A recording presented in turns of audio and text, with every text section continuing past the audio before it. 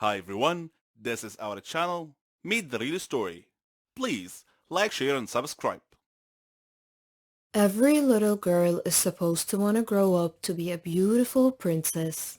How can you blame her? She grows up knowing that a glass slipper from the prince will change her destiny.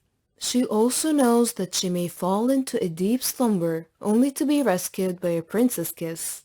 Let's not forget the fairest of them all. She manages to be loved for cleaning after 7 short men. Wow, the world we have created for our beautiful creatures. I watched all these cartoons. I imagined my prince choosing me over all of the others.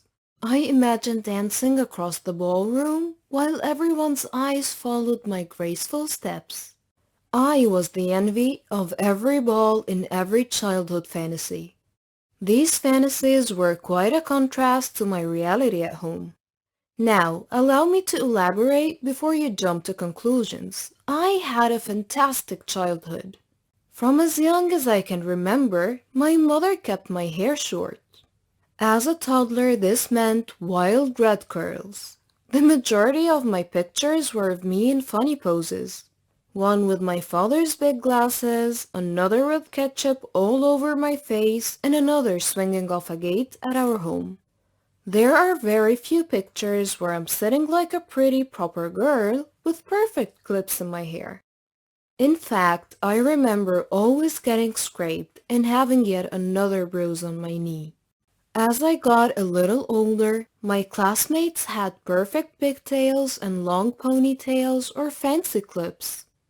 I remember looking at the flowing locks of hair wishing I had the same, but I had a boy cut. Yes, famously known as the Diana cut. Surprisingly, I looked nothing like Princess Diana. Instead, I looked like a skinny boy with bruised knees and short black hair wearing a dress. In fact, I once went on a strike and refused to go to the salon, so my mom was forced to grow out my hair. I think I lost the battle when I started looking like a philosopher with sideburns and thick hair on top. According to my mom, it was so I could enjoy being a kid. So I could run, jump, swing from the monkey bars without having to worry about a ponytail or braids getting undone. Finally, I started looking like a girl. Nonetheless, it was a long journey. I still was not able to do what other teenage girls did. For some reason, I was not allowed to wear lip gloss, blush, or mascara. Instead, I would get a face cream, some nice clothes, and I was sent on my way. This actually lasted all the way to high school. I finally put on eyeliner during senior year in high school and also experimented with lipstick. But by then, all the girls were way ahead of me. They had been putting on makeup for years. They knew what foundation, blush, concealer, and primer was. I was just getting started. There was no way I could catch up. After all, I just realized I could straighten my hair.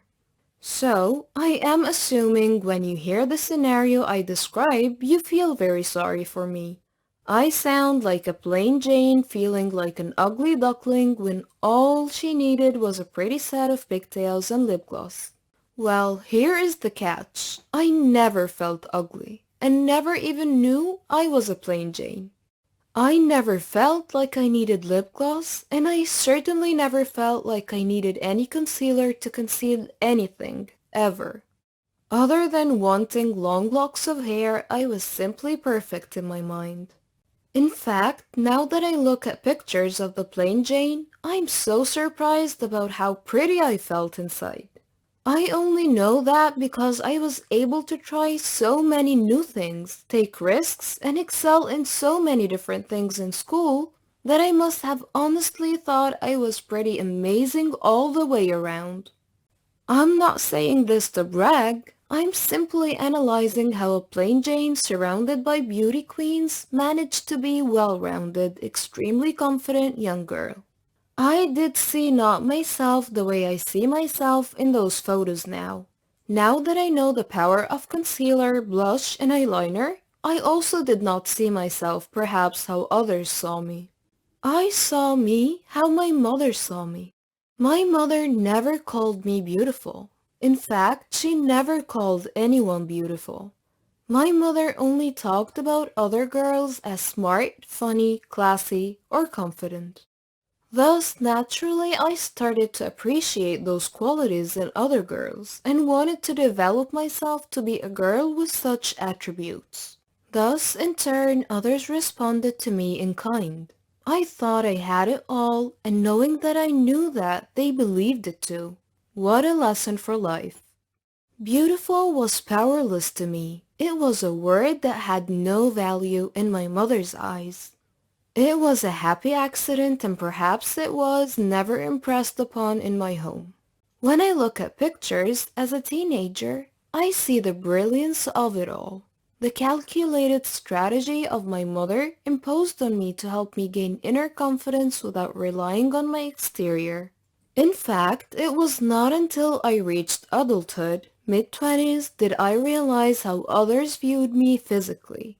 It was through the eyes of strangers that I realized how much people really respond to and judge you on your looks.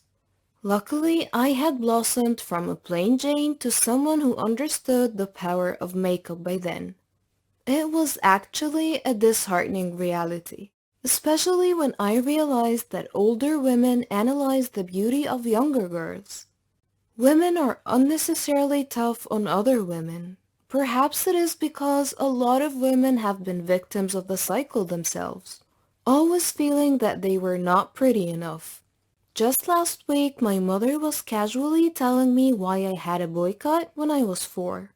It went beyond the fact that she wanted me to run and jump without hair in my face. She simply said, "You looked so cute. The short hair was part of your charm." How wonderful I feel even now to hear those words. My mother really thought that, even as a child, her daughter's charm was the most important thing. I have beautiful curls and I let them run wild. They jump as I jump, and I can only hope I always feel beautiful in the same way my mother made me feel beautiful, by never saying it out loud.